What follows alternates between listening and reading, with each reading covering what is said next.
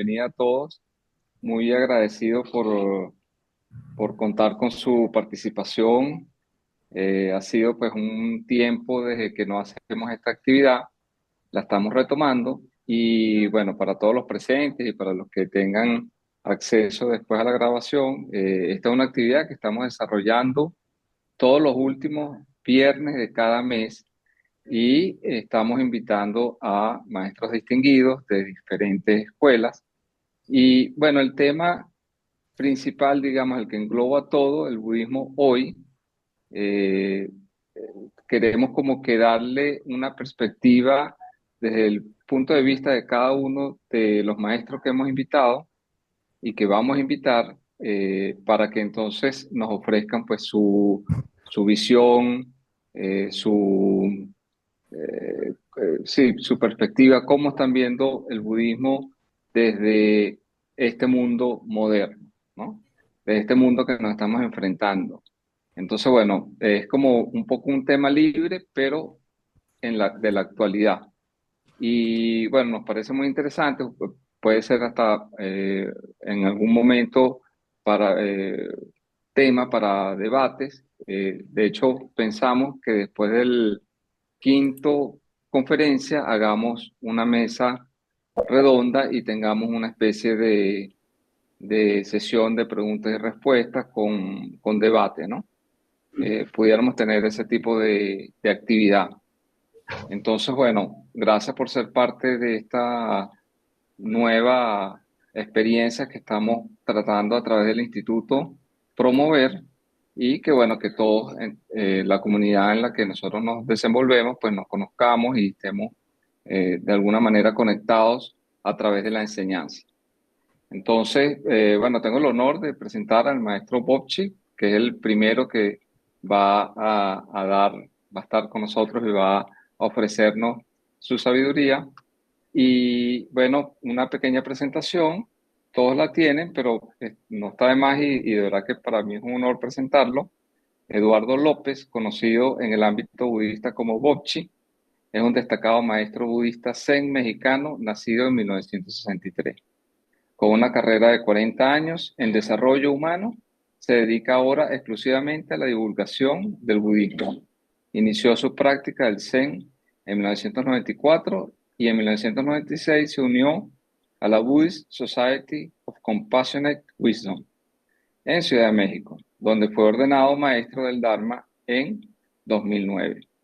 En 2012 fundó la Orden Independiente Mar de Lotos, Templo Zen, para difundir el Zen en español y formar nuevos ministros de culto.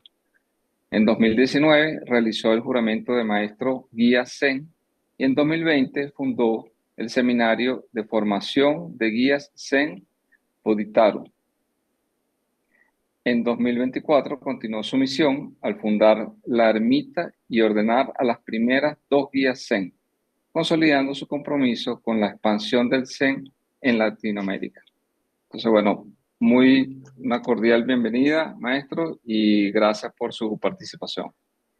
Muchísimas gracias, Luis. No sé si le parece, maestro, creo que en aras de la grabación y todo esto podemos cerrar los videos de todas las personas y una vez concluida la exposición, para que usted tenga menos interrupciones, al final abrimos los videos y tenemos una sesión de preguntas y respuestas de unos 15 minutos o 20 minutos, lo que dé la sesión. Pero entonces al principio sería bueno mantener los videos cerrados para tener menos interrupciones. De acuerdo, y voy a hacer una presentación. Traigo unas pocas láminas de apoyo gráfico, porque como dicen, una imagen dice más que 1000 palabras y podemos aprovecharlas. Voy a compartir, ustedes me dicen si están viendo.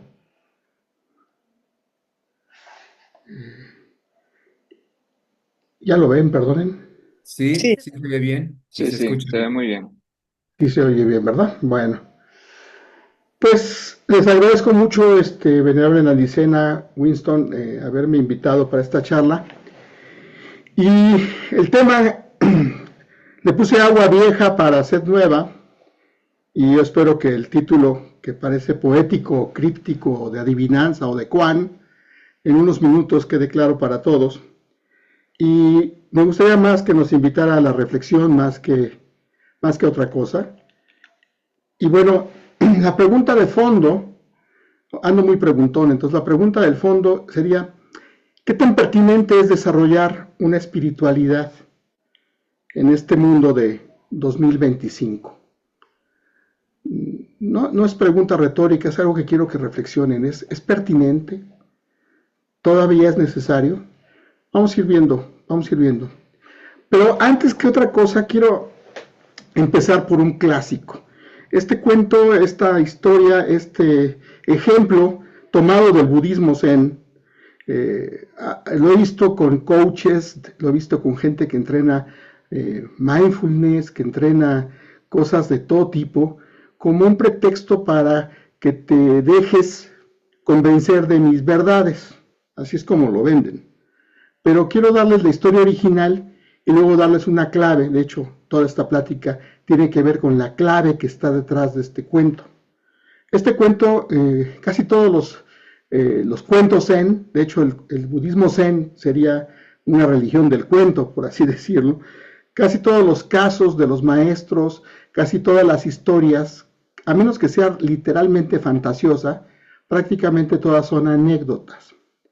Entonces, esta taza de té que ven aquí, este cuento de la taza de té, le ocurrió como anécdota al venerable maestro Nan-in, que fue un maestro japonés del Zen Rinzai, que vivió entre 1834 y hasta 1904, por ahí, y él estuvo en esta época que se conoce en Japón como la era Meiji, de 1868 a 1912, y él era un encumbrado maestro. Entonces, alguna vez un erudito profesor universitario, un especialista en religiones orientales, en alguna versión dicen que era un inglés, yo solo conozco la anécdota como que era un especialista en religiones, vino a informarse de Zen con él, con el maestro Nan-in, y entonces empezó pues presentándose con una larga exposición de sus dominios y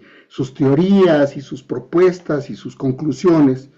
Y entonces, ya que planteó más que preguntas todas sus afirmaciones, se sentó pues a tomar nota de lo que el maestro Nan-in le pudiera complementar y aportarle. Entonces Nan-in le dijo, bueno, primero te voy a ofrecer un poco de té. Y entonces preparó una jarra de té dándose su tiempo, como todo maestro zen, y luego con mucha delicadeza empezó a servirle el té. Y cuando estuvo sirviendo el té, el otro observaba el gesto y llenó la taza, pero no se detuvo y siguió sirve y sirve y sirve, virtiéndole cada vez más té, hasta que empezó a derramarse y a escurrirse por la mesa. Entonces el profesor se quedó mirando y ya no pudo contenerse, ¿no? Y le dijo, oiga, ¿no ve que está colmada? Ya no cabe más té, deténgase. Entonces Nan-in contestó con un gesto amable, como esta taza, está usted lleno de sus propias opiniones y especulaciones. ¿Cómo puedo mostrarle el zen a menos que vacíe su taza antes? Entonces, cuando lleguemos al punto clave que les voy a avisar, no hay truco, yo les voy a decir, este es el punto clave de la taza de té. Para poder apreciar una miradita de zen, voy a necesitar que vacíen su taza. Y ahí les voy a explicar de qué se trata. No quiero que se crean nada. Yo a mis alumnos y a toda la gente que me llega a escuchar les digo, no crean en lo que yo digo. Practíquenlo y si funciona, funciona. Y úsenlo. Es nuestro. Es del colectivo de la humanidad. Es la enseñanza del Buda que nos dejó a todos por igual. Es la manera como cumplimos los votos de salvar a todos los seres sintientes. Entonces, si te sirve, lo usas. Si no te sirve, no lo uses. Pero por favor, ahorita que voy a empezar, procura no especular de más, no anticiparte, no llevar tu checklist de eso ya me lo sé, ya me lo sé, ya me lo sé. No, simplemente acompáñame escuchando. Yo me voy a esmerar en decirte cosas verdaderas. Entonces, quiero empezar con algunos hechos. Cuando hablamos del agua vieja, más que un símbolo pues metafórico, me gustaría recordar algunos hechos. La ciencia basada en evidencias, aproxima que hace unos 13.800 millones ocurrió el Big Bang, y en algunos segundos después del estallido se consolidaron los primeros átomos de hidrógeno. Hace unos 10.000 millones de años, después de que ya hubo supernovas y explotaron, se creó el oxígeno y entonces ocurrieron las primeras moléculas de agua. Cuando hablamos de que el agua es vieja, es que es vieja, muy vieja. Hace unos 4.000 millones de años apareció la Tierra, se consolidó la Tierra, no como la conocemos, pero ya existía como planeta. Hace unos 3.500 millones de años se creó la vida y se fundó la vida en los océanos de la Tierra. Desde entonces el agua ha estado en nosotros, somos el agua. Todos los seres vivos somos alguna especie de gelatinas del agua. Y hace unos 10 millones de años, después de una carrera enorme de evolución, se saquen sus cuentas, hace unos 10 millones de años aparecieron los seres homínidos de los que derivamos nosotros. Entonces, el agua, pues el agua es lo que somos. Cuando decimos que el agua es lo que somos, es que piensa, como en algún sutra el Buda lo describe, ¿no?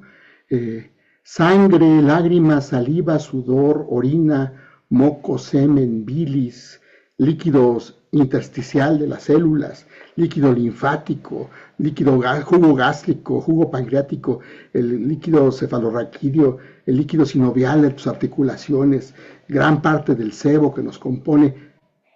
Somos agua. Las gelatinas con huesos, somos agua.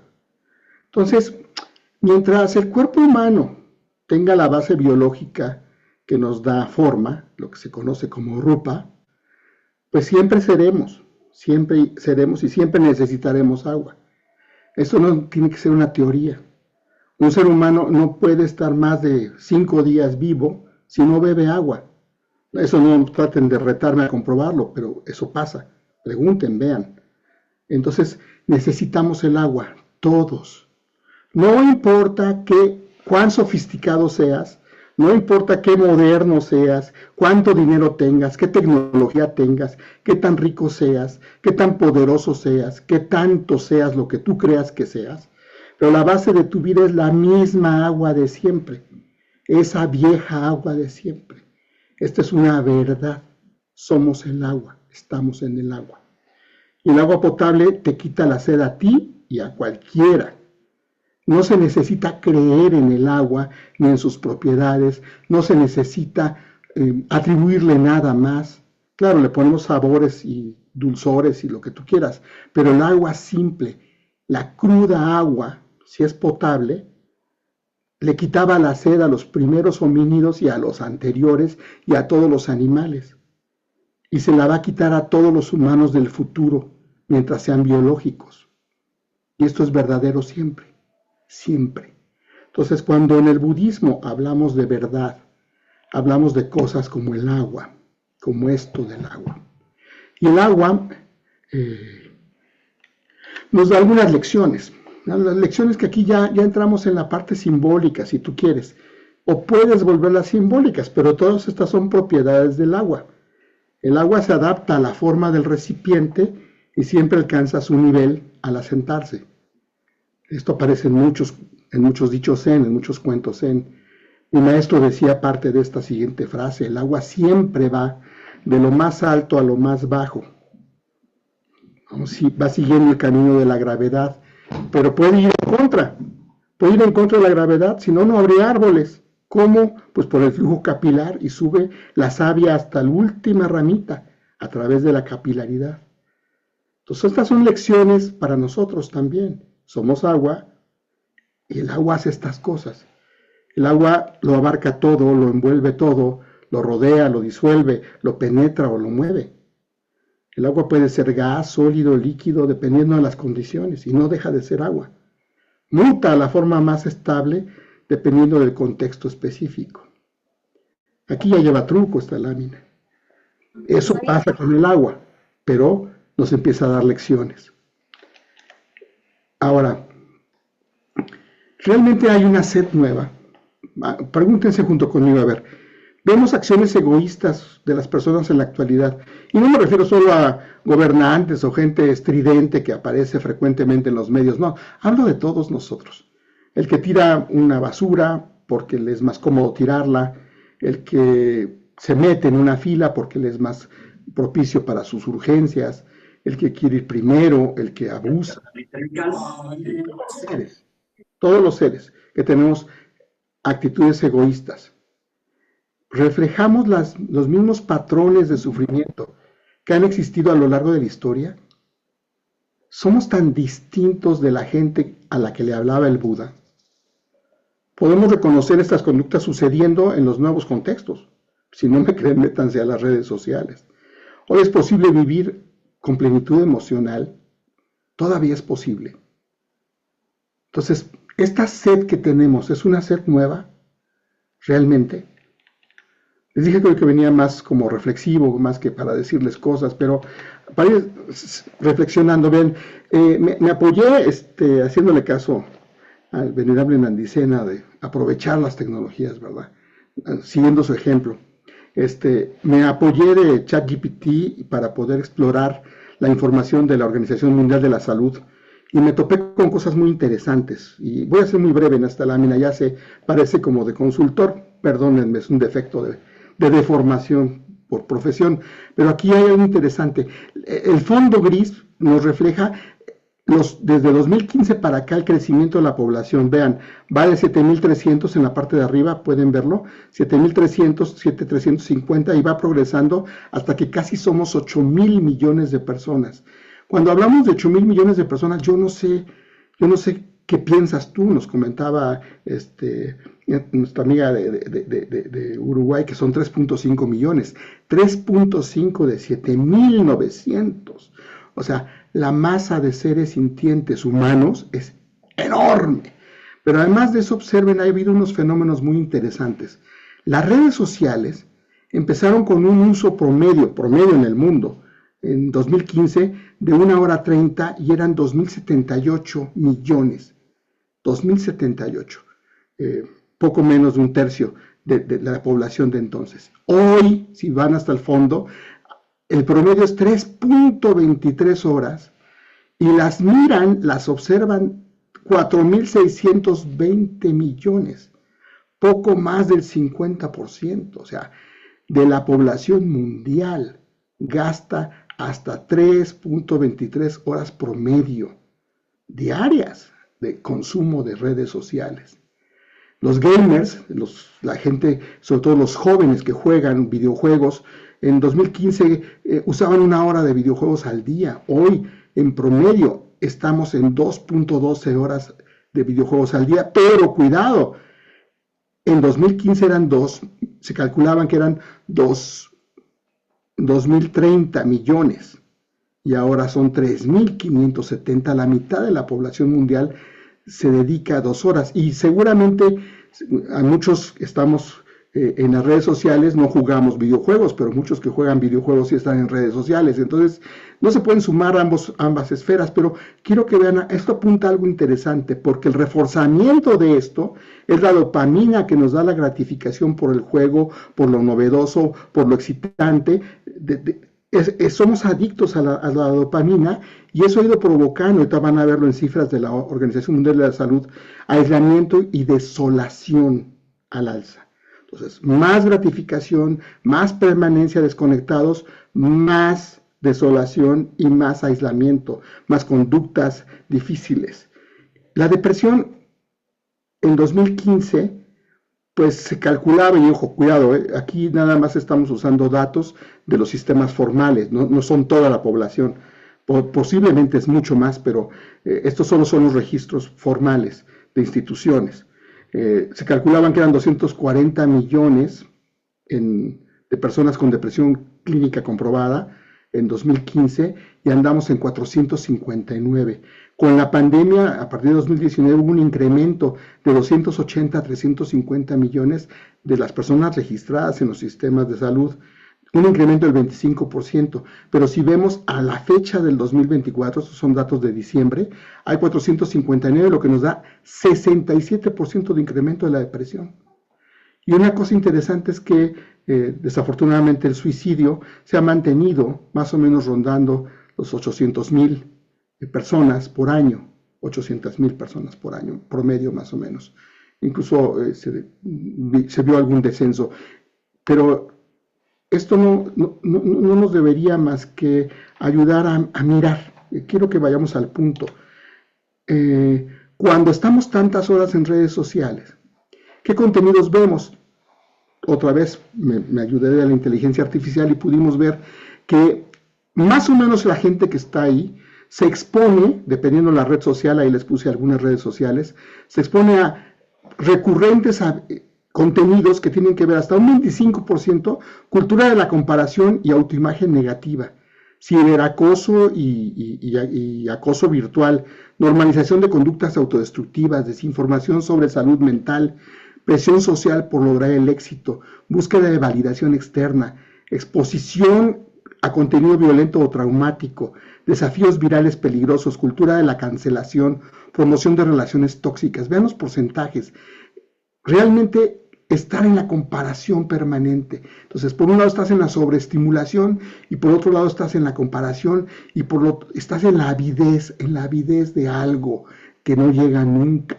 Entonces, hay otros temas recurrentes en las redes sociales, en la comunicación y en el diálogo de todos nosotros, las injusticias, la violencia de género, los extremismos muy calientes estas semanas, ¿verdad? Las guerras y masacres, tenemos 2 guerras activas y una masacre continua en Gaza, persecuciones, desastres, desapariciones, éxodos forzados, mentiras, crimen, miedo, incertidumbre, amenaza de pobreza, trata de personas, pedofilia, drogas. O sea, estamos en una saturación continua de estos elementos.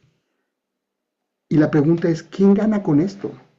Pues aquí está la respuesta. Otra vez, los gráficos son contra el comercio mundial. La economía mundial más o menos moverá 100,000 millones de dólares al año, más o menos. No soy especialista en economía, pero es lo que me botaron los números en las búsquedas. Y le pregunté, estuve haciendo una pregunta del gasto de Internet, ¿cuál ha sido el total contra el comercio mundial?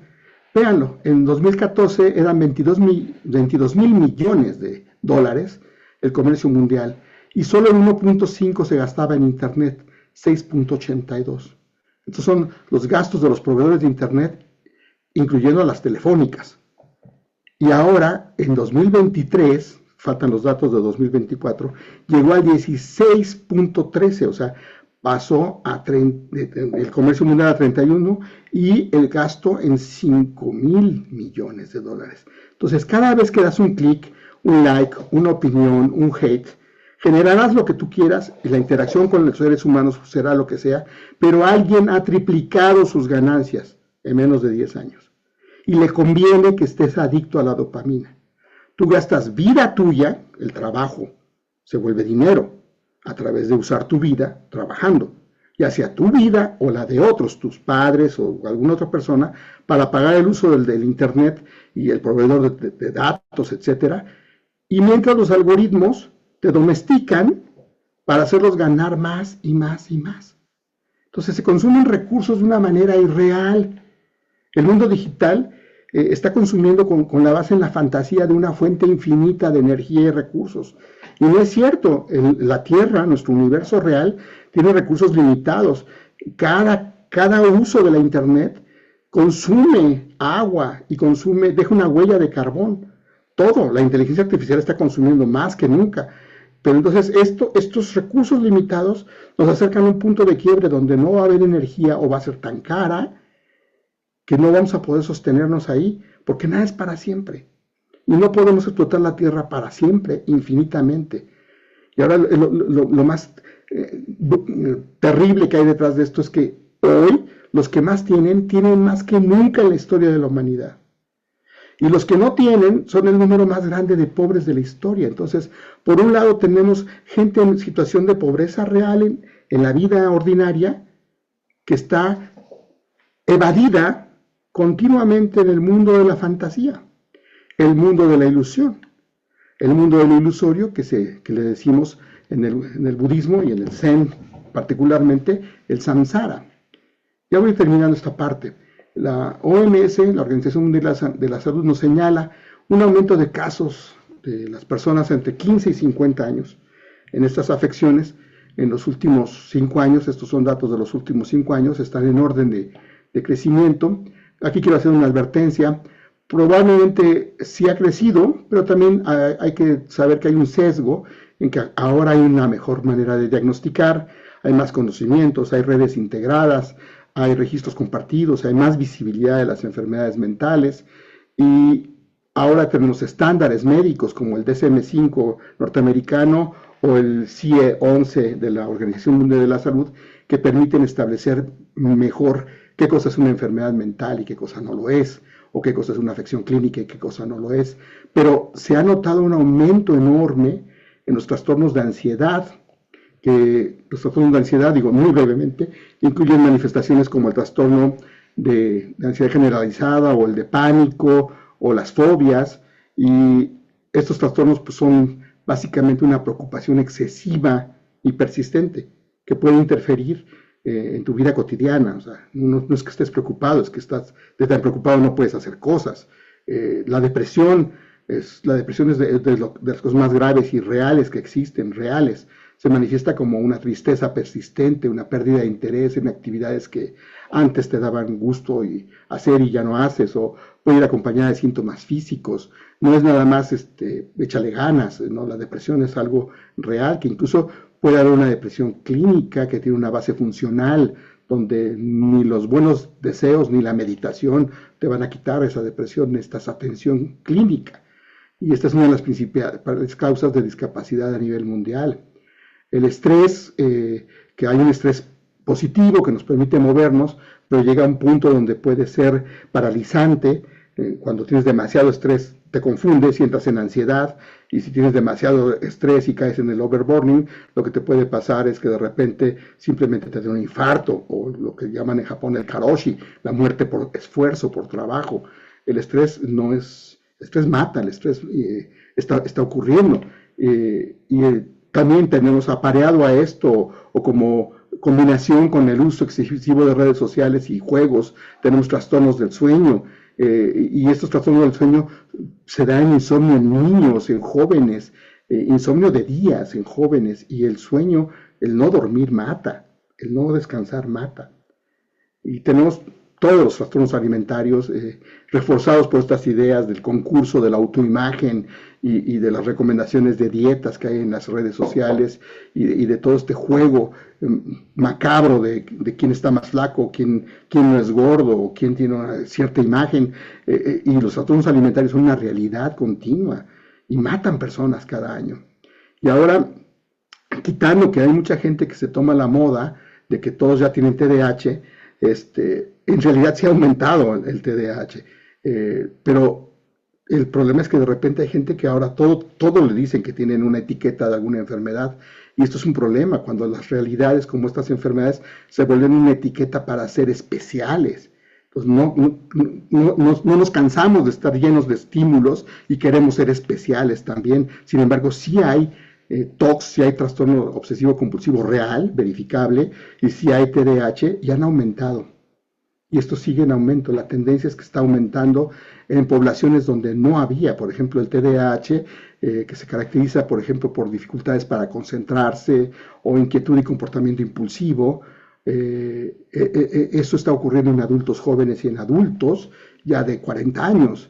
Y esto, ¿por qué? Las preguntas aquí son ¿por qué? ¿Por qué? ¿Qué está pasando? Entonces, yo quisiera revisitar, ¿no?, lo que el Buddha-dharma nos da, lo que el maestro Buda nos enseñó. Por eso le puse esta lámina, revisitando el sufrimiento. En todo esto que les platico y que les voy diciendo como marco introductorio a esta plática, yo observo la avidez de existencia, el deseo de repetición de los estímulos, el persistir, el ser de manera virtual ahora, el no morir, el permanecer, el que se repita, la avidez de existencia, la avidez por los deseos sensuales y su compulsión que deriva en insatisfacción, que deriva en frustración, que nos da tantita dopamina y se nos quita, y nos dan más y más estímulos y más, y buscamos esta gratificación inmediata, constante, y si no la tengo, caigo en la violencia, y si otros tienen más, me da el recelo o el odio, y estoy viviendo en esta fantasía. O sea, no nada más yo, estamos hablando aquí de más de la mitad de la humanidad está metida en este entorno fantasioso del samsara, las ilusiones y además las condiciones reales de la tierra, el sufrimiento, y caemos en la negación de la realidad. Ya se verá, ya alguien lo resolverá, ya no me toca a mí, etcétera. Entonces, estamos atrapados y como pueden ver hay sintomatología, que no lo digo yo, lo dice la Organización Mundial de la Salud, que demuestra que la gente está infeliz, que la gente está sufriendo.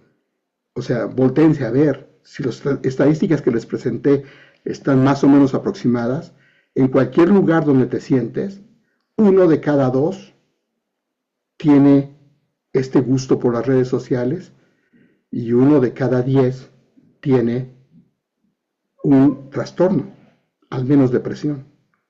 Y yo creo que las cifras son más altas, de acuerdo a mi experiencia, pero ahí ya sin datos, ¿verdad? Entonces, la pregunta que me surge y que les comparto es, bueno, en una época así de digitalizada, con toda esta conflictiva, ¿cómo podrías reconectar con tu naturaleza para cultivar calma y claridad mental? ¿Se puede? Y bueno, creo que hay 2 caminos para llegar ahí. La gente que de repente concluye que no es suficiente y quiere hacer algo más y decide desarrollarse, que quien lo haga así, felicidades. Y la gente que a mí me llega, y la que yo soy y la que siempre he conocido, gente rota, gente que tenía estas fantasías y que, por ejemplo, ante estas preguntas, ¿no? ¿Hay algo más que la realidad virtual, que mi vida digital? ¿Cuántos jóvenes conoces que están en esa vida digital y no se enteran del mundo? ¿Hay algo más? Pues pierden la luz, pierden la electricidad, no se pagan las cuentas, hay un apagón en la ciudad, algo lo saca de ahí y entonces no hay celular al que estar pegado todo el día. Y de repente tienes que barrer o tienes que arreglar cosas básicas o tienes que pagar bajar. Y si no, no pueden consumir sus videojuegos. Conozco jóvenes que han entrado al mundo laboral para poder tener videojuegos. Y después de un tiempo ya se dan cuenta que la vida no era el videojuego, pero tienen que romperse con algo para contestar. ¿Cómo se puede existir sin estar conectado? Que conste, hace 50 años nadie estaba conectado. Y los últimos 4,000 millones nadie estuvo conectado.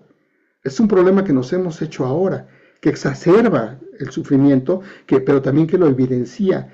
Nunca más en el pasado hemos tenido la evidencia del sufrimiento existe, la primera noble verdad, como ahora. Está ahí.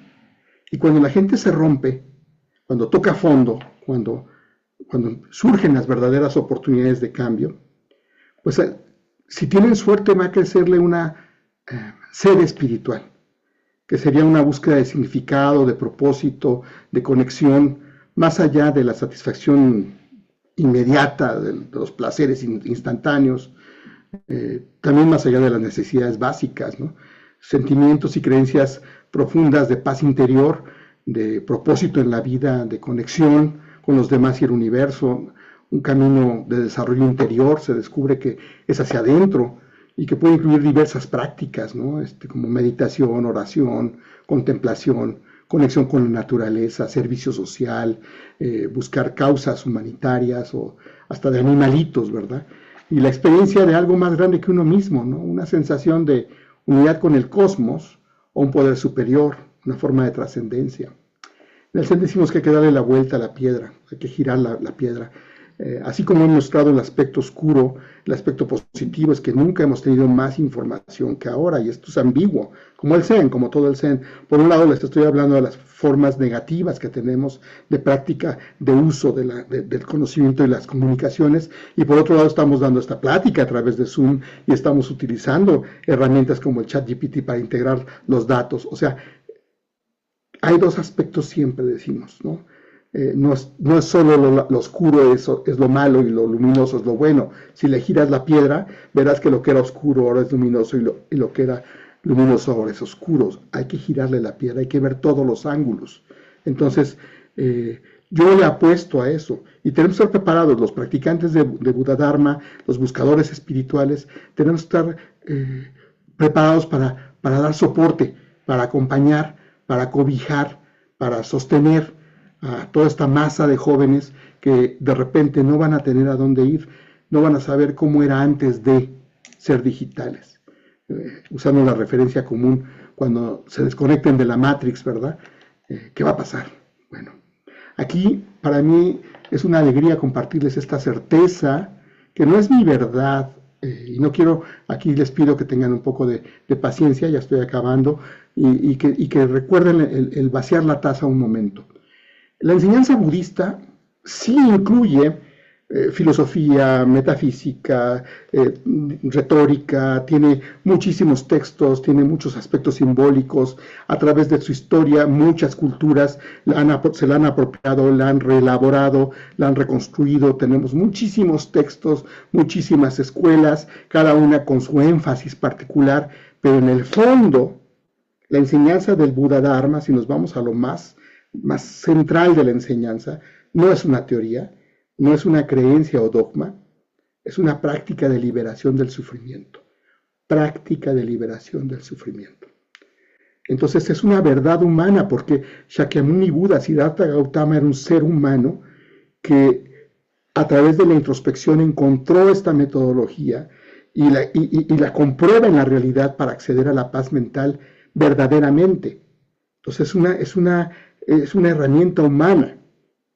Y no es una esperanza, es una certeza. No debemos esperar que por creer en el budismo nos aliviemos del sufrimiento.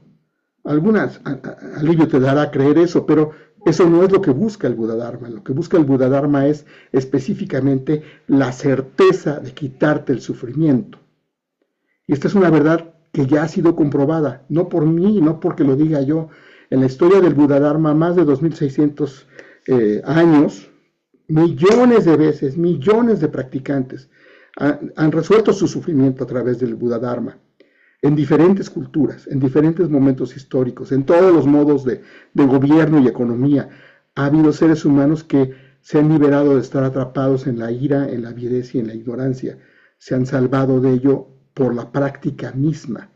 Y así como el agua calma la sed de cualquiera sin tener que creer en el agua, la práctica del Buddha Dharma libera del sufrimiento a quien lo practique. Con esta verdad por delante, no la mía contra la tuya, no la de un Dios en particular, es que esta es una herramienta humana para humanos y no tienes que creer en ella. Quiero que entiendan esta certeza espiritual, lo que le llamamos la gran fe en el Mahayana. Entonces, la pregunta aquí es, bueno, está muy bonito lo que dices, Bobchi, pero ¿y cómo practicar esto? Claro, hay que ir con un maestro, hay que conocer una escuela, hay que aprender prácticas, sí, pero también hay que hacer algo que todos los budistas, toda la gente que practica Buddha Dharma, le llame de esta manera o no le llame de esta manera, todos hacemos, todos. Está en la enseñanza básica del Buda. Ahorita ya me voy a poner muy zen, no se me espanten. ¿Cómo practicamos? Bueno, ahí va la respuesta zen. Simple, pero no fácil. Usa solo esta mente. Así se llama. Usa solo esta mente. Que también le decimos la mente no sé. O la gran mente que no conoce. Esta mente siempre ha estado ahí. Está en este momento. Y es simple como el agua simple. No le pongas simbolismos, no le pongas cosas que no lleva. ¿Sí? ¿Qué propone el budismo zen? Pues propone el budismo. Es lo que propone el budismo zen. Aquí voy a seguir rápidamente la enseñanza del Buda, el Dhammapada en el capítulo 1, los versos gemelos, en la traducción del Pali del venerable Bhikkhu Nandisena, a quien siempre le estoy muy agradecido por este enorme esfuerzo que ha hecho de traducir el Dhammapada y otros textos, que nos ayuda a poder discutir así como hoy. Los estados mentales, vamos a ver estos dos versos gemelos, yo no salgo de ahí, yo le decía al otro del venerable y que no paso de aquí. Los estados mentales están precedidos por la mente, liderados por la mente, creados por la mente. Ojo, si uno habla o actúa con mente impura, de aquí el sufrimiento lo sigue a uno, como la rueda sigue la pata del buey que tira el carro. Los estados mentales están precedidos por la mente, liderados por la mente, creados por la mente. Si uno habla o actúa con mente pura, de aquí la felicidad lo sigue a uno como la sombra que no se aparta. Y remarqué estos dos puntos. Aquí hay actuación con mente pura o actuación con mente impura. ¿Pero qué es puro o impuro? Bueno, vamos a ver qué dice. ¿Qué es esto? Pues la mente pura o la mente impura. La mente impura es aquella que está atrapada en el samsara, en los deseos, en la avidez, en la necesidad de existencia, que lo hace todo en función de eso. O sea, quiero ser especial, entonces necesito una etiqueta que diga que tengo TOC, y ahora ya soy el TOC estelar, y ahora voy a hablar del TOC porque yo soy especial. Entonces, en lugar de diagnosticarme una enfermedad mental real y tratármela, como lo que yo buscaba era la avidez de ser reconocido, ahora ya me inventé una etiqueta para ser especial. Aunque siguiera un tratamiento clínico, eso no me ayudaría, porque la base está mal. La base está fundada en la avidez. Entonces, hay aquí una pregunta: ¿cómo purificar la mente? ¿Cómo purificar la mente? Y aquí se los voy a decir, no hay nada que hacer. Bueno, por eso se llama mente no sé. Mente que no conoce. Decimos en el Zen, aquí ya voy a entrar muy en el Zen de la tradición coreana, una mente aguda como la punta de una aguja, y amplia y clara como el espacio que todo lo abarca, empieza en el silencio, antes del impulso, antes de las palabras, antes de los deseos. Es muy popular que dicen que el Zen es una enseñanza por encima de las palabras. No quiere decir que no valoremos las palabras, no quiere decir que no valoremos la enseñanza. Estudiamos la enseñanza. No, lo que estamos diciendo aquí es que es una mente que empieza antes del impulso. ¿Qué quiere decir? Tú tienes esa mente ahorita. Y aquí es donde llegamos a la clave. Hay que vaciar la taza.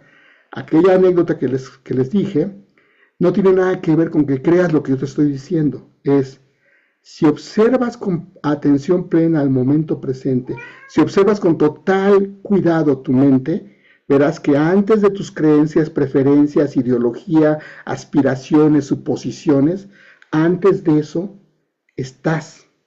Y antes de eso, antes de las palabras, tu mente está ahí. Una mente silenciosa, callada, sin forma, sin sexo, sin intención, sin conceptos. Esa es la gran mente que no conoce.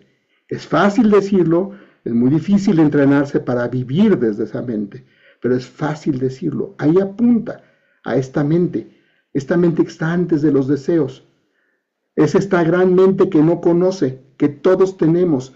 Sufrir, planear, suponer, conocer, implica un esfuerzo, ¿ok?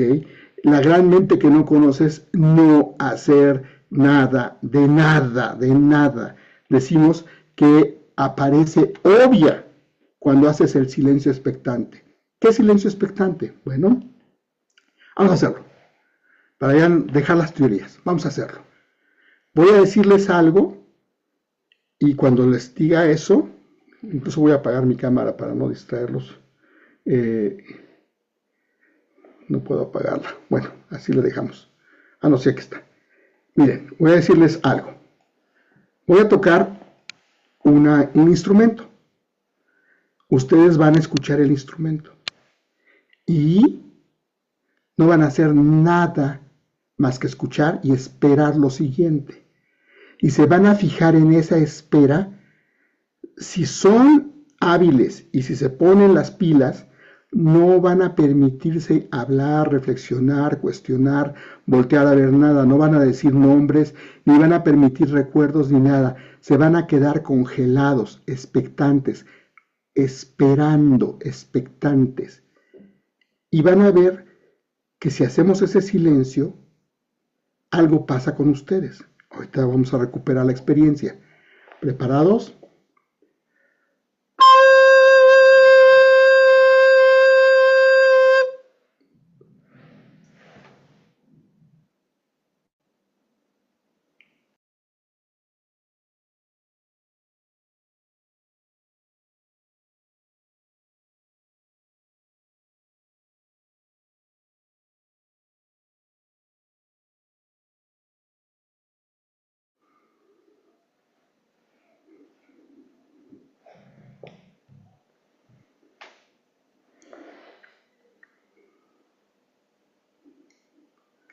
¿Notaron que hay conciencia que no tiene palabras detrás?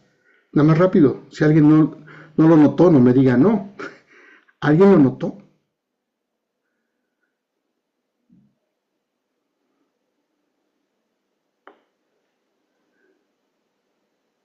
¿Sí me escuchan todavía o ya no? Sí, se escucha, maestro. Sí. ¿Pudieron notar esto? Que antes de hablar, ¿ya estás? ¿Sí o no? ¿Siguen ahí? Sí, con el pensamiento. O sea, antes del pensamiento. Algo hay antes, ¿sí? Si te quedas expectante. Ok. Esta práctica que acabamos de hacer es la más pura simplicidad de la atención plena al momento presente, antes de dejarte ir por conceptos, solo suspenderse ahí. Bueno, es una conciencia que aprovecha con ecuanimidad, o sea, brote lo que brote después de este silencio, lo insustancial y lo transitorio, que es todo en la realidad. O sea, si te quedas ahí y observas tus pensamientos, vas a ver cómo se disuelven. No tenían yo fijo. Si te quedas ahí y observas tu enojo o tu gusto o tu excitación o tu preocupación, verás que está configurada de otras cosas y que eventualmente desaparece. Si te quedas ahí sin esfuerzo, estás en la gran mente que no conoce. Usar esa habilidad que ya tienes, esa característica, esa perspectiva, esa claridad previa a cualquier cosa, acostumbrarte a usarla, acostumbrarte a estar ahí, es la práctica más esencial, más básica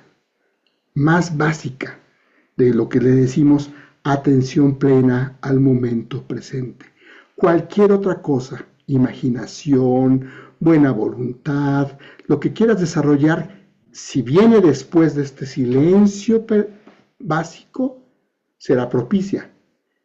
Pero cualquier práctica que hagas, si no incluye esta atención plena al momento presente, estará contaminada. Tendrá algún sesgo de logro.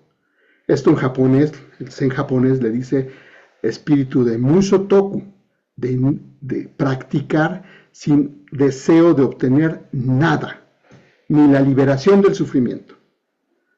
Y esta gran mente que no conoce la tenemos todos. Lo que pasa es que no tenemos costumbre de vivir desde ella. No nos enseñaron desde chiquitos. Pero esta es la gran mente que apunta a esta lámina que dice una mente aguda, como la punta de una aguja, y amplia y clara, como el espacio que todo lo abarca. Y es más, sabes usar esta mente. Si calculas matemáticas, si tocas un instrumento, si manejas un auto, si atrapas una pelota en el aire, no dices palabras. La gran mente funciona, calcula, determina, decide, te avisa, te conduce. Somos esa gran mente, todos la tenemos. Cualquier persona que tiene una condición funcional de su vida, que se puede autoayudar y que no necesita de un tratamiento psiquiátrico, por ejemplo, puede acceder a esta gran mente sin dificultades. Las personas con alguna problemática emocional o de tratamiento psiquiátrico pueden acceder a ella siempre que se mantengan en su tratamiento. Las personas que no pueden acceder a ella, por lo general son personas que no son funcionales. Pero en general, toda la gente, independientemente de su nivel académico, su capacidad intelectual o no, puede cultivar esta gran mente que no conoce. Y eso es vaciar la taza. Eso es. Entonces, para ir cerrando, atención plena y meditación pues son el centro, el eje del Zen, lo que proponemos para enfrentar este mundo como práctica espiritual, pues practicar la meditación y el cultivo de la mente para observar la mente y los pensamientos sin identificarse con ellos. ¿Cómo? Desde esta gran mente que no conoce. Desarrollar la capacidad de observar emociones y pensamientos como fenómenos pasajeros, desde la gran mente que no conoce. Enfocarse en el momento presente, dejando atrás elaboraciones mentales, resentimientos, culpas, nostalgias del pasado o preocupaciones, ansiedad y miedo del futuro o esperanzas irreales. Dejar eso, no esperar cosas irreales. Utilizar el silencio y la introspección como la herramienta verdadera del desarrollo personal. O sea, usando Jnana, Samatha y Vipassana, usando las herramientas que nos dio nuestro maestro. Mantenerse en el silencio suspenso, en ecuanimidad, momento a momento, todo el tiempo posible, el resto de nuestra vida. Estar en esa práctica que les di, en Mar de Lotos, le decimos así, silencio suspenso en ecuanimidad, libertad perfecta. Esa es una gata, en el Zen usamos gatas o recordatorios. Silencio suspenso en ecuanimidad, libertad perfecta. Otra gata para los que la quieran anotar. Solo aquí, solo ahora, solo esto. Esa es la gata del Zen, o el mantra del Zen. Otras prácticas del budismo, aquí no me voy a detener mucho, pero bueno, pues desapego y aceptación de la transitoriedad, que incluye no aferrarse a los extremos del placer o dolor, reconociendo que son solamente temporales y sin una existencia fija, soltar apegos enfermos a personas, objetos, ideas y expectativas, a lo imposible, cuestionar ideas preconcebidas, practicar y constatar, tener un autocontrol, equilibrio y disciplina, cultivar una mente estable e imparcial ante las circunstancias cambiantes de la vida, mantener la ecuanimidad frente a éxitos, fracasos, elogios o críticas, ser disciplinado en la práctica de hábitos positivos y el esfuerzo constante por mejorar, también pues tener compasión y servicio hacia los demás, activamente buscar el bien común y privilegiarlos por sobre todo. O sea, primero que nada el bien común, antes que mis propios intereses, el bien común. Es la forma más inteligente de sobrevivir, comprobada por millones de años de evolución. No es la competencia, es la colaboración lo que nos hace personas. Trabajar activamente en reducir el sufrimiento propio y ajeno, practicar la empatía hacia el sufrimiento de otros y ayudar sin buscar recompensas, mostrar generosidad con tiempo, recursos y apoyo emocional, la dana, la famosa dana, que es perfección de la generosidad, simplicidad y gratitud y conexión con el todo, que es aceptar el cambio como una constante de la vida, examinar las emociones, pensamientos y motivaciones personales para comprenderse mejor, valorar la sencillez como fuente de felicidad y evitar la codicia, agradecer lo que se tiene y encontrar alegría en lo cotidiano, reconocer la interconexión entre todos los seres y vivir en armonía con la naturaleza. Entonces, para ir terminando, reflexionemos, ¿no?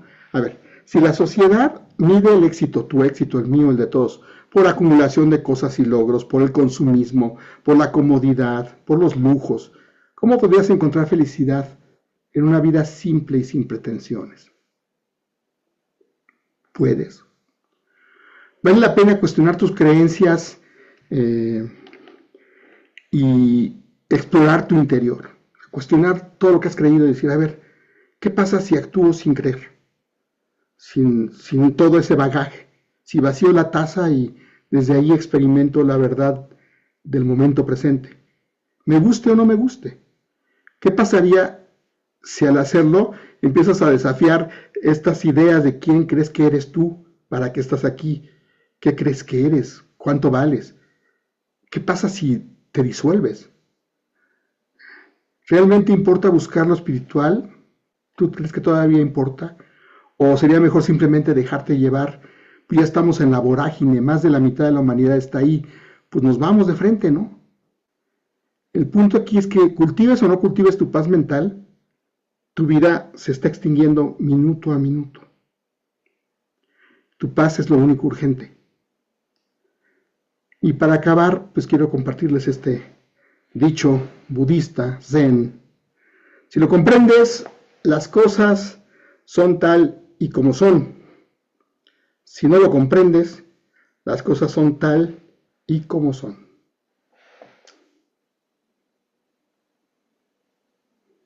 Muchas gracias.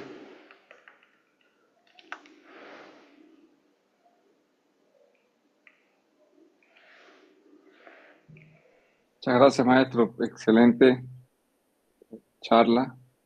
Y bueno, espero que todos hayan podido aprovechar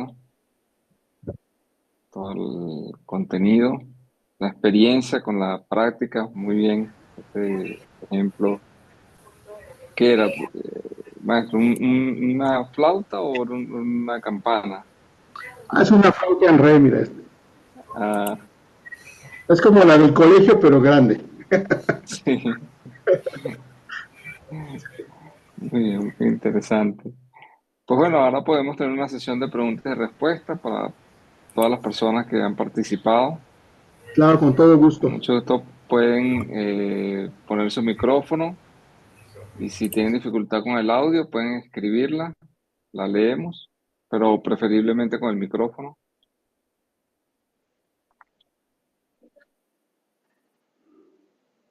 Yo tengo una duda, Bobchi. Sí, Melicada. Buenas noches, perdón que no prenda la cámara, pero está lloviendo aquí y la red se pone difícil. Esto que nos comentabas de los ¿De los qué? Te perdimos. datos y de cómo nos contagia el día a día, ¿no? ¿Ya? A ver, Ay, mi gato. esto que nos contabas, ¿qué? Sí, lo que nos presentabas de los datos sobre el contagio permanente y saturación que tenemos de información, em, me queda bueno. Cuando uno ve una noticia, por ejemplo, la de estos días del regreso y de la expulsión de los migrantes y toda esta situación de violencia que pasa, híjole, cómo sé que, claro, o sea, uno no va a poder hacer nada, ¿no? Escucharlo y respirar profundo y de parte, no sé, cómo lo puedes canalizar para, más bien para buscar una solución o para proponer algo o no dejarse apugallar por tantas noticias malas, ¿no? Ujú. Bueno, ahí hay varias posturas que puedes tomar. Eh, por ejemplo, la obispa episcopal Marianne Edgar Bude nos dio un ejemplo mundial cuando frente a Trump le pide pues que sea compasivo. O sea, aprovecha el momento de la misa por su nombramiento como presidente para pedirle que sea compasivo con los migrantes, con los niños, etcétera, ¿no? Entonces, y esto le acarreó muchas cosas y le exigieron que se disculpara y dijo, no me voy a disculpar por pedir compasión hacia los demás. Ahí es un ejemplo. Digamos las cosas claras. Hablemos de la verdad. Así como el agua quita la sed, el abuso es el abuso, la intolerancia es la intolerancia, el odio es el odio. Y sí, tenemos que actuar con amor, pero una parte compasiva y amorosa es decirle a una persona te estás quemando y sacarlo del fuego.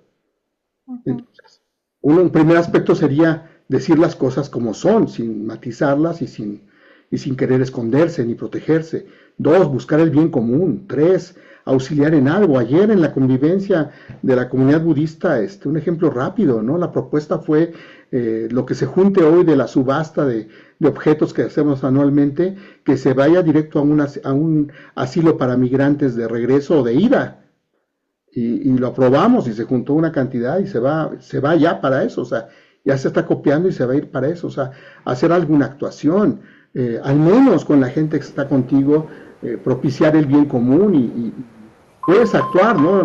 No sobreexplotar y montarte en el odio, ¿no? Sino ayudar a que esto se apacigüe, ¿no? Con voluntad, con amor, con tolerancia, con inclusión, ¿no? Entonces, no perderte, no confundirte, no saltar a lo primero que venga, como decía mi maestro Samusunin, seamos tigres, ¿no? No salgamos tras la primera varita que nos avientan, pero sí ser capaces de ser tigres, y si hay que rugir, rugir. Ujú. Sí, gracias, Bobchi, porque a veces a mí me pasa, ¿no? Tal vez a los presentes también, que uno recibe tanta información que es preferible apagar, cambiar y es eso, o ignorar tu mundo, ignorar lo que pasa. Entonces, claro, tampoco es la solución, ¿no? Pero sí, muchas gracias. El samsara no se va a quitar evadiéndonos del samsara. Exacto. Hay que entrarle al toro por los cuernos. La realidad tal cual es tiene esa virtud, la gravedad está ahí, el agua está ahí, el mundo está ahí, como decía ahora que estuve enfermo, ¿no? Pues he perdido la voluntad de vivir hasta que me dan ganas de orinar, o sea, ya tengo una motivación para pararme de la cama, ¿verdad? Porque pues si no me paro, me hago, o sea, siempre tenemos formas de recuperar la realidad. Ujú. Un reto de sudor frío sería, pues apaga tu teléfono, y a ver qué pasa si en una semana ya se descompuso más el mundo, ¿no? Así es. Pero tú haces mucho eso. Síguele por ahí. Gracias. Pues desconéctate de lo digital y conéctate con la vida real. Ujú. ¿Vale? Sí, muchas gracias. Héctor MX. Buenas noches, maestro. Gracias. A ti. Aquí me surge una preocupación que he planteado ya desde hace, pues siempre que hay la oportunidad en sesiones como estas con verdaderos maestros, como lo es usted y como es el venerable en Anticena, como lo fue en su momento el venerable Usilananda.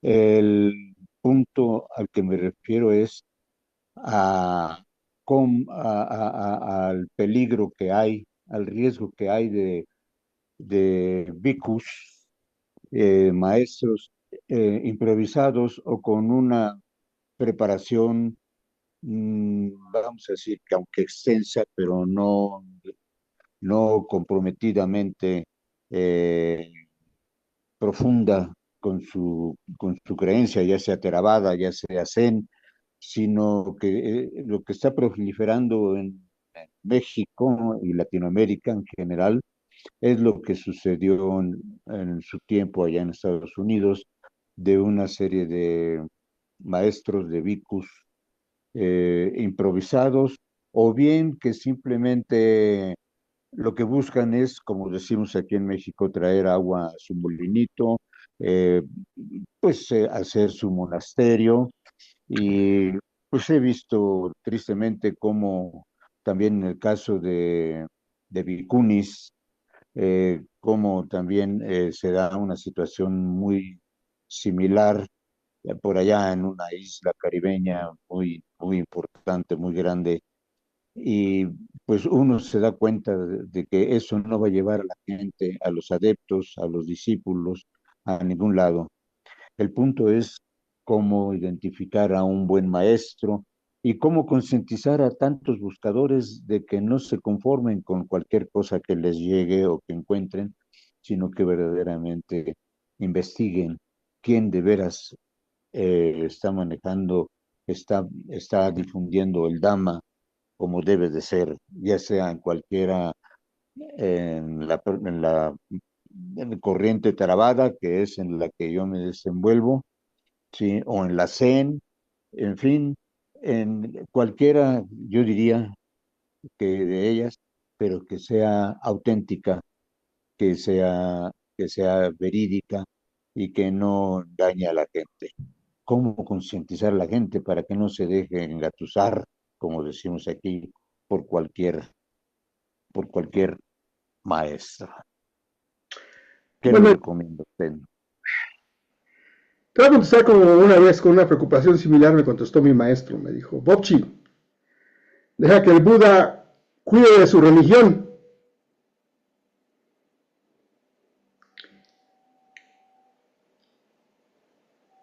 Esto más que desentenderme de tu pregunta es apuntar algo. tú cuida tu práctica. Tú cuida tu práctica porque esta práctica ha sido de mano en mano. Y ya en los tiempos del Buda, el mismo Buda expulsó gente que eran gurús oportunistas, gente que nada más venía a llenarse la panza a través de las limosnas de la misma sanga. No me dejarán mentir aquí los maestros que tenemos. Ahí veo a Chisen Tirado, desde Venezuela. No me dejará mentir ella ni el venerable Nandisena. O sea, el mismo Buda expulsó gente que era una abusiva. Y nos deja sutas donde está específicamente claro qué podemos hacer y qué no. A qué nos podemos dedicar y a qué no. Qué clase de personas pueden ser bhikkhus y qué no.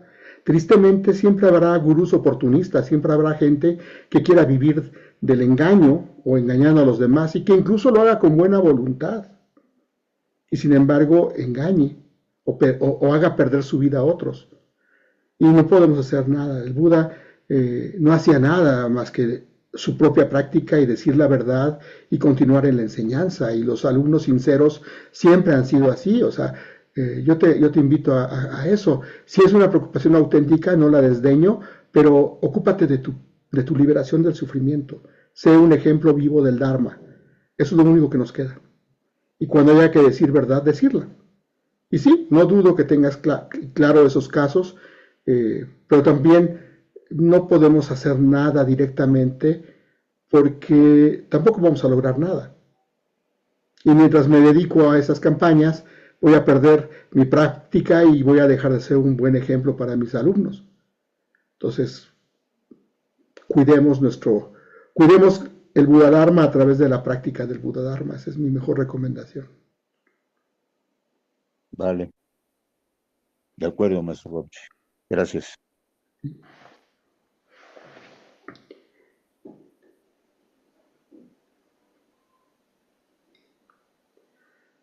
¿Alguien más? ¿Se quedaron en shock?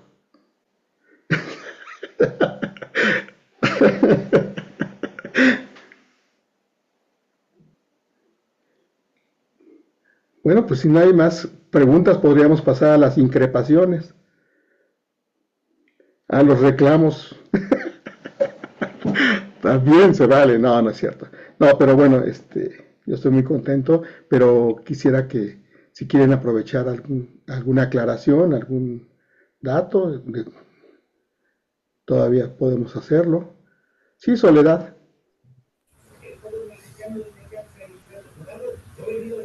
¿No tienes tu teléfono, digo, tu micrófono? Sí, Ahí está, Soledad. Bien. Yo agradecerle mucho, muy fructífera, muy beneficiosa, y sin duda lo que le pasó a Winston, que me pasó exactamente lo mismo, que cuando sentí, lo primero que quiso mi mente es buscar el saber qué era. O sea, es tan difícil quedarse solamente en la atención, siempre estamos deseando conceptualizar. Es como una máquina de conceptos nuestra mente. Entonces, digo, ¿cómo se podría hacer eso para parar? Bueno, a ver, para ahora. Hay toda una escuela del maestro chino Chi Yi, que es también maestro fundador, patriarca de la escuela de Tierra Pura, que él dice, pararse, ver y dejar ir cada momento del día. Y el sentarse en meditación formal, haciendo la práctica formal, la observación del cuerpo, la respiración y la mente, y luego la introspección, le dice él el gran pararse y ver. Y la iluminación le dice el grandioso gran pararse y ver. Entonces, ¿cómo es? Pues acostumbrarte, porque estamos condicionados a esta mente especulativa, a la parloteadora, a la loca de la casa. Estamos acostumbrados, muchos de los que fuimos niños solos y traumados, estamos incluso acostumbrados a platicar con esa mente, a dejarnos guiar por lo que nos dice, a creerle sus mentiras. Es más, le damos el café a esa mente, porque esa es la mente que no puede estar sin café. es la mente de la mañana, es la mente de las madrugadas, es la mente de la borrachera. O sea, sí, la tenemos muy, muy acostumbrada, estamos muy acostumbrados y el silencio nos pone, como dicen los filósofos occidentales, nos pone en la orilla de la vastedad, de la negrura, del abismo, de la nada. Y el Zen dice, da un paso al frente. Éntrale. Si ya estás en la orilla del abismo, de la nada, un pasito más. Y entonces entras en este espacio de no tengo nada que demostrar, no tengo nada que concluir, no tengo palabra que decir, no tengo nada que hacer más que estar. Y ese es el primer paso, ese es el cimiento, ese es el punto desde el que vamos a accionar. Al principio te va a salir 1 milisegundo en un retiro de 10 días. ¿Sí? O vas a poder gobernarte y mantenerte ahí auténticamente. Por eso también esta es una práctica de sinceridad, porque nadie te va a evaluar. No hay manera de que alguien venga y te inspeccione. Puedes declarar algunas cosas y un maestro que haya experimentado esto podrá saber si estás haciéndote loca o si vas en serio. Pero decimos que es de corazón sincero, porque como decía el venerable Samu Sunim, esta es una práctica que la evidencia de que logras hacerla es íntima, inmediata, espontánea y obvia. Nadie te tiene que decir que el agua quita la sed. Le das el trago y lo sabes. Entonces, auténticamente tú llevarte a esta gran mente que no conoce una vez al día, después una vez cada hora, luego unas 20 veces por hora, porque velo, puedes estar 3 horas viendo redes sociales y te dejas ir. Pero te digo que te mantengas en el silencio, ahí no se puede. Ay, no, es que yo necesito otro maestro. Ay, no, es que yo sin incienso no puedo. Y empiezas a aderezarle cosas. Decimos en Mar de otros Templos no le pongas lo que no lleva y no le quites lo que no le sobra. Esta es práctica de justo medio. Hay un punto medio donde estás atenta, tu voluntad pura dice, me voy a poner atenta, pero no especulo, no hablo y no digo. ¿Sí? También no dices, ya estoy en el no pensamiento, no pensando, porque ya estás pensando. No te dices nada. Y tienes que practicar y practicar y practicar hasta que vivas desde ahí. Y se puede. Se puede. Claro que se puede. Pero hay que ser terco, hay que ser necio. Anímate, decimos. Cuando ya estás en la punta del palo, decimos en el Zen, cuando ya estás en un mástil de 20 metros de altura, ¿qué sigue? Un paso del vacío. Saltar. Un paso al vacío. Eso es todo lo que necesitas. Tírate. Y mientras caes, escucha. Escucha eso otro. Muchas gracias, muchas gracias. Sí, Juan. Muchas gracias. Pues finalmente es algo, me deja mucha enseñanza, pero creo que de alguna forma los 2 budismos, los 3 budismos o tantos budismos que hay, llegan a converger, o los que he conocido, siempre en ese estado de presencia. O sea, en el momento que dice, hagamos este ejercicio, o sea, yo esto lo he escuchado hasta en el catolicismo. O sea, los padres católicos también en sus retiros, también invitan a ese silencio. Pero mi pregunta es, ¿por qué da miedo el silencio? Pues porque no lo conoces. Por eso, o sea, porque crees que el silencio no eres, que desaparece, porque además, híjole, si te disuelves. Sí, es que el ego es una construcción, el ego son construcciones.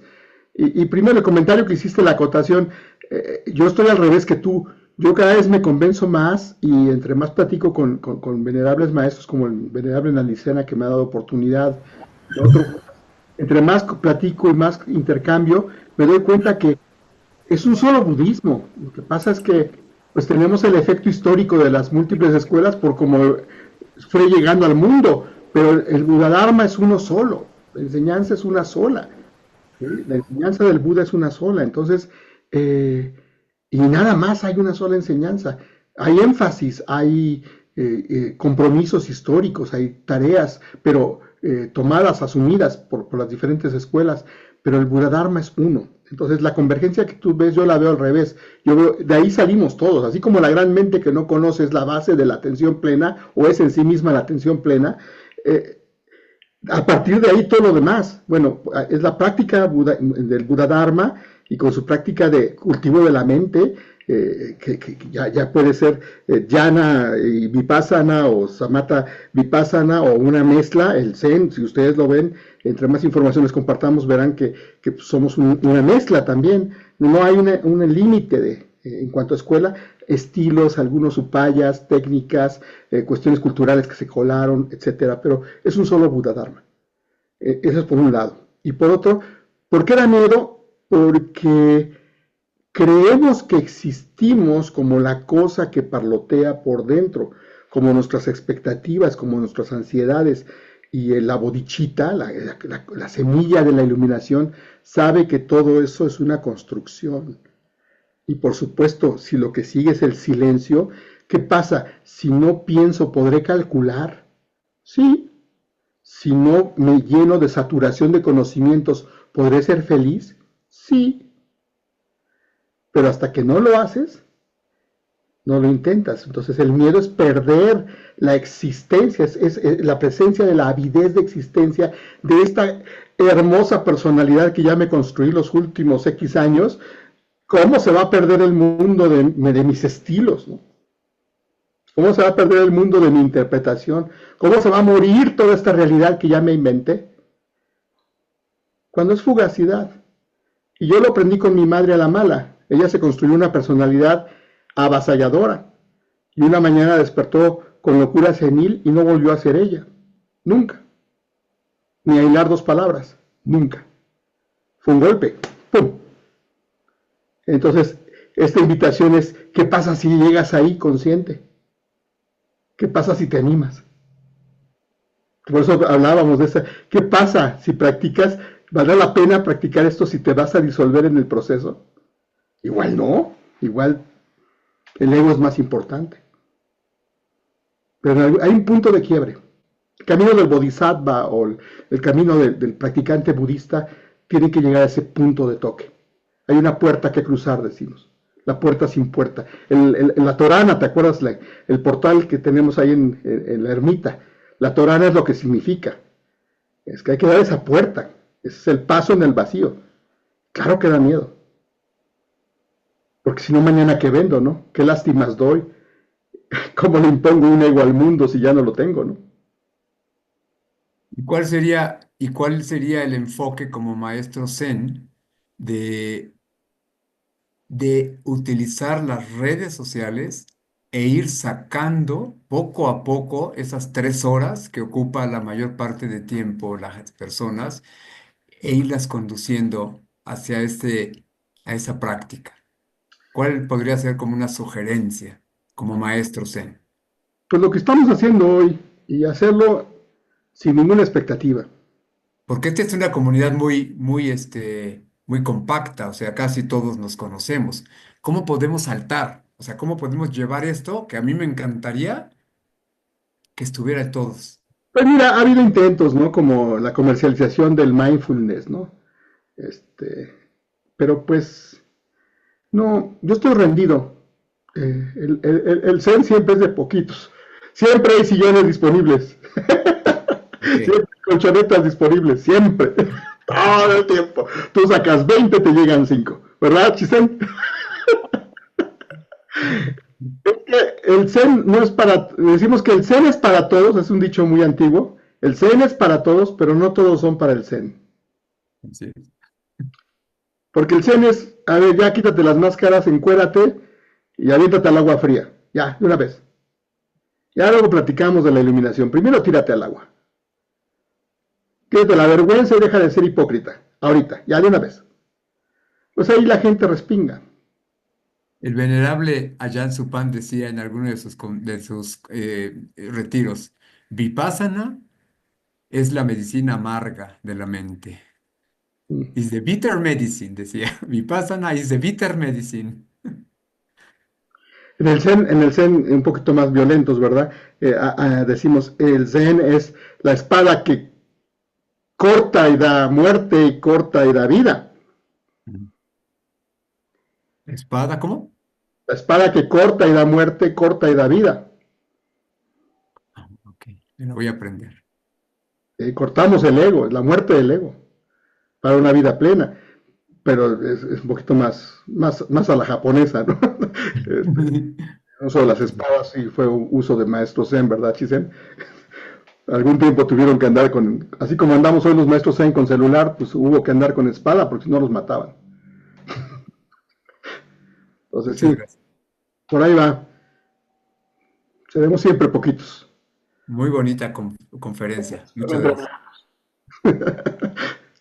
Bien, pues sin algún otro comentario, algo más, yo tengo tiempo, pero si creen que vayamos cerrando, Winston. Ahí, bueno, había un comentario en el texto de Patti, Mita Patti, que dice, a las impurezas mentales no les gusta el silencio. El ego no le gusta el silencio. No pueden existir ahí. Por eso sabotean tanto. Sí, Esos es una buena. comentarios. La pregunta aquí sería muy zen, ¿y quién las puso ahí? ¿No? ¿Quién las pone ahí? El mismo que las pone, que las quite, ¿no? Ujú. Cuando quieres ver quién las puso ahí, aparece el silencio. Entonces todo bien, ¿no? Ujú. Ahora sí que ese que las puso ahí, que se las lleve, ya, fuera. Y eso va a otro lado. Ujú. Bueno, Sí, Alina, se te fue el micrófono. No te, ahora ya, sí, ya. sí. Sí, bueno, muchas gracias. Definitivamente sí, es muy importante lo que nos has dado hoy, porque es como la urgencia, ¿no? La urgencia de la práctica, porque sí, todo el budismo converge en la presencia y el estar presente, pero es esta urgencia que hay que hacerlo ya, ¿no? O sea, independientemente de que sean 3 horas o 1 hora o 2 horas en el internet o en cualquier actividad que uno haga, ¿no? Es esa urgencia de ver que hay que hacerle su espacio y que hay que hacerlo ya, ¿no? Y con constancia, ¿no? Entonces, sí, muchísimas gracias. Hay otros comentarios también de Kalama Sadak en el chat que dice: felicidades, maestro Bokshi, muy claro e interesante y muy central en cuanto al concepto Zen sobre la mente. Gracias. Y también otro de Isipatana que dice: gracias, venerable, por su generosidad, bendiciones y buenas noches. Me parece que es Edgar, me parece, no estoy segura, pero creo que es Edgar Ogueta. Y bueno, nada más también comentar si alguien quiere em, que lo agreguemos en el canal informativo del instituto para que sigan, para que reciban pues esta información de las pláticas que se van dando. Pues nada más que nos proporcionen su nombre y su teléfono por este medio, por el chat, de, por este Zoom, si es que alguien quisiera. Gracias, Alina. Oye, nada más comentando, aprovechando tu comentario, Sí. mucha gente practica atención plena al momento presente cuando está en la meditación formal, o cuando está frente a su maestro, o cuando va a estudiar, o cuando está en el templo, o cuando se viste de budista. ¿Qué pasa si ves una película en atención plena al momento presente y transitas por las emociones, el lenguaje simbólico, etcétera? ¿Qué pasa si cocinas con la atención plena? ¿Qué pasa si lavas la taza del excusado con atención plena? ¿Qué pasa si atiendes a tus animales en casa con atención plena? O a los hijos o a los nietos, o qué pasa si pintas una pared en atención plena, así como Miyagi-san, ¿no? Brocha arriba, brocha abajo. ¿Qué pasa si solo estás en la actividad? Y eso es lo que le llamamos el sentarse en la vida cotidiana. O sea, hacer las actividades del día sin estar meditando, que es parlotear y rumiando pensamientos, sino solo desde la atención plena. Decimos que entonces incluso actos malvados serían mucho menos fácil que los hicieras, porque al entrar en atención plena notarías el sufrimiento y una persona de buen corazón se refrenaría. Aún reacciones como la ira justa vendrían como acá a detenerse, a buscar otras alternativas, si haces la atención plena al momento presente. Eso le decimos nosotros, aprender a vivir a propósito. Lo que sea tu vida, como sea tu vida, como decías bien, hasta las redes sociales, pero a propósito. No como algo que drogado agarraste, no, no, no, no. Algo que elegiste voluntariamente para poner toda tu atención. Y entonces, quizás elijas mejor tus contenidos, quizás sigas otro tipo de influencers, quizás busques canales de educación y aproveches la gran riqueza que está ahí. Entonces sí sería como que llevar esto a la vida cotidiana, sentarse en la vida cotidiana es desde la atención plena al momento presente, desde ese silencio antes de las voluntades, hacer lo que sigue a propósito. Sí, como no en automático, sino con toda la presencia, ¿no? En todo lo que se va haciendo. Sí. Hasta que te acostumbres a vivir desde ahí. Claro.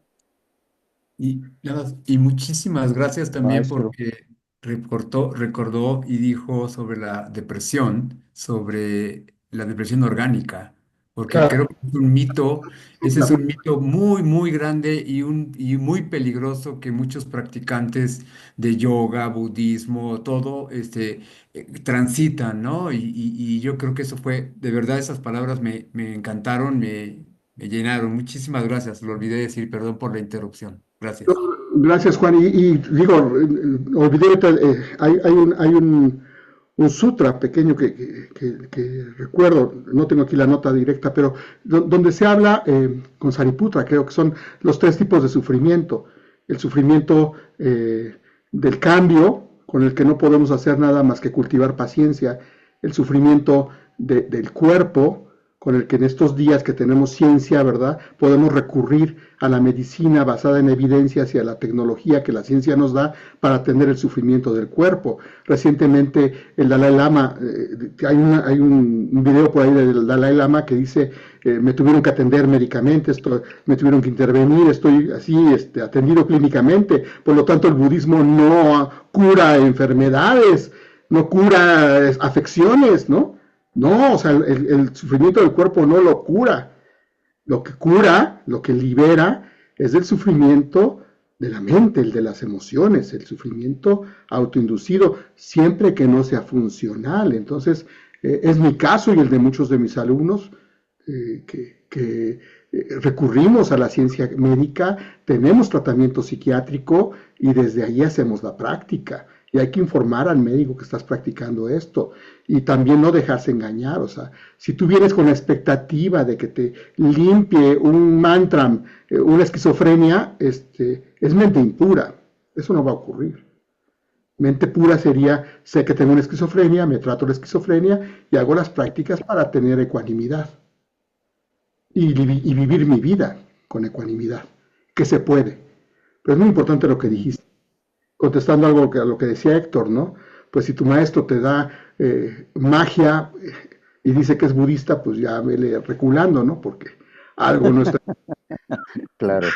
Muchos maestros, muchos alumnos que en mi experiencia, que han llegado a retiros ahí en el monasterio, es lo primero que en nuestra página, les preguntamos, ¿no? Si tienen alguna enfermedad, si sufren de algo de depresión, ansiedad, porque ellos intentan a veces llegar y dejar todo el medicamento estando en el retiro. Y entonces cuando se sienten mal, acuden al que está delante y entonces, oye, no dejes tu medicamento, o sea, eso es lo peor que puedes hacer y menos en un retiro. Entonces, ¿qué? Ahora, Por eso me dio ¿no? ganas. Igual, nosotros le sumamos, ¿no? Dependes de drogas, pues tienes que decirnos, dependes de algo, tienes que decirnos, porque encima de todo esto no es magia, no tenemos pensamiento mágico. Ese es otro signo importante. El budismo llevado por un Buda Dharma serio, bien apegado a las escrituras y bien apegado a una práctica seria, no propicia ni cultiva el pensamiento mágico. Entonces, pensamiento mágico es que porque me voy a sentar con un gran maestro ya puedo dejar mi medicamento, pues no, ¿no? A mí me han pedido cosas salvajes, así cosas verdaderamente horribles, ¿no? Como que use mi mente zen para sacar un tumor de cáncer y le regrese el alma al cuerpo, cosas de ese tipo me han pedido. Y yo no los engaño, yo le juré a mi maestro nunca engañar a las personas y les digo, eso está prohibido por el Buda, siquiera decir que podemos hacer eso, aunque se pudiera no lo haríamos, eso no es Buda Dharma. Por eso me encantó este video del Dalai Lama diciendo, no. El sufrimiento específico para el que el Buda Dharma sirve es para el sufrimiento de la mente. Con los otros dos tipos de sufrimiento, el del cambio y el del cuerpo, pues desarrollamos paciencia, ecuanimidad, aceptación. Por eso nos dejó los 5 recordatorios el venerable Shakyamuni Buda. Entonces, Maestro Bobchi, ¿me permite? Sí, yo tengo que... Yo ya vacié. Entonces, yo ya... Un comentario breve. Desafortunadamente sí hay... dicen que otra vez los dichos de México no es el indio el que tiene la culpa, sino el que lo hace compadre. Entonces, sí, muchos buscadores, muchos estudiantes buscan que precisamente les resuelvan los problemas de esa manera.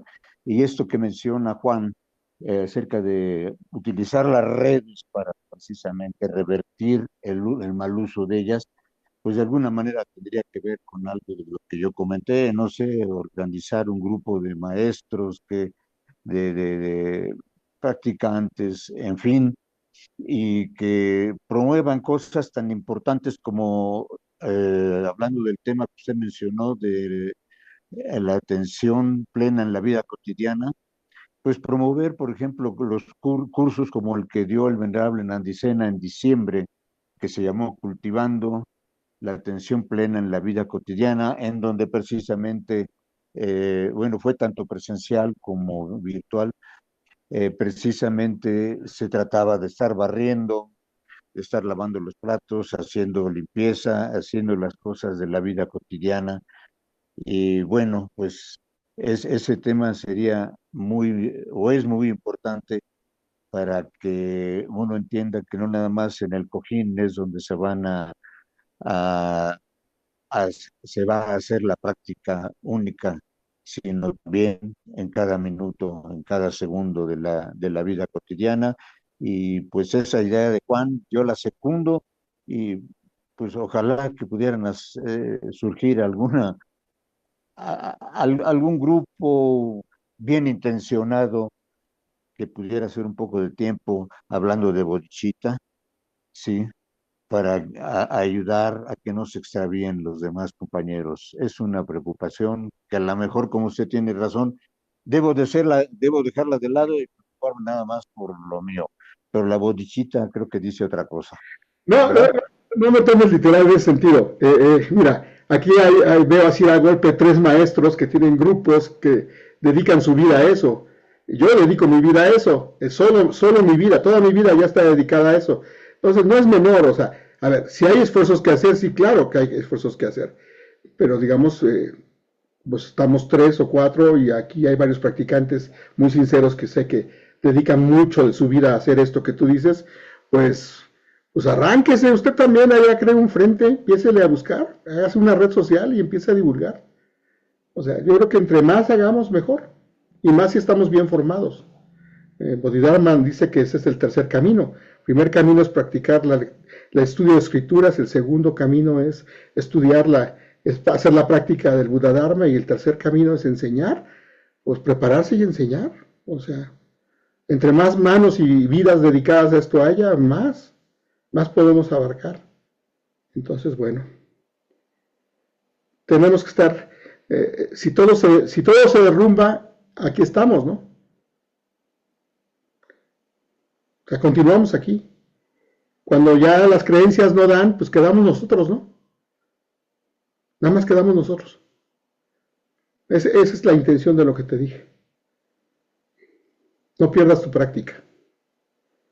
Vale, vale, muy Sí, cierto. yo quisiera Gracias. hacer un comentario también Sí, Talladita.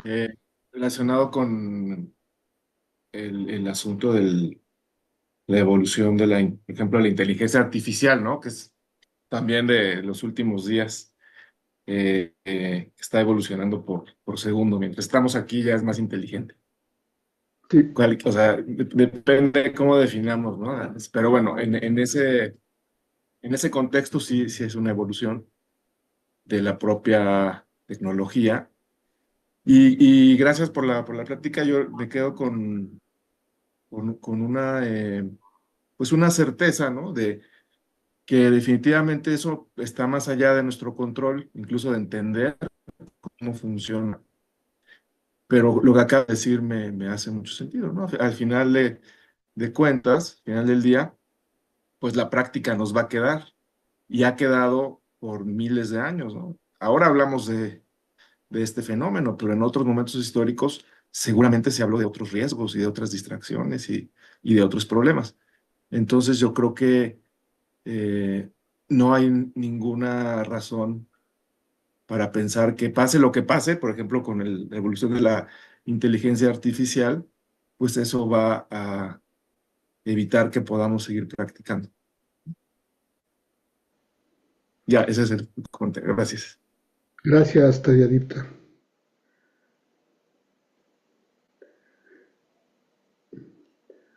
Pues yo estoy abierto, pero Winston, me preocupa la gente que está en otros países, en otros usos horarios. Por la hora, sí. No sé. Solo había un último comentario aquí de Fidel Díaz que dice: gracias, venerable, ante un mundo colapsado en lo psicosocial. Cada uno de nosotros debe ser un caballito de batalla en la práctica y expansión del Dharma. Gracias a todos. Yo creo que más que son tiempos para hacer elefantes, ¿no? Como decía Buda, como el elefante en la batalla, ¿no? Elefantes, para no ceder en el esfuerzo. Grandes elefantes, de piel dura, que puedan pasar por la batalla, pero ser gentiles también. Ok. Bueno, maestro, muy bien. Entonces, bueno, de Angie, muchas gracias por la sesión. Mucho meta, Angie. Bueno, Eta para todo. entonces, bueno, muy agradecidos a todos. Yo creo que ha sido una muy buena sesión. Gracias por la exposición, maestro. Y bueno, seguimos en contacto. Estaremos en contacto para próximas sesiones también. Gracias a todos. Cuídense mucho. Igualmente, muchas gracias. Muchas gracias. Gracias, Manuel. También los Valioso. invitamos Gracias. a Gracias, todos a Winston. Gracias, Juan, Buenas noches a maestro. todos. revisar Gracias.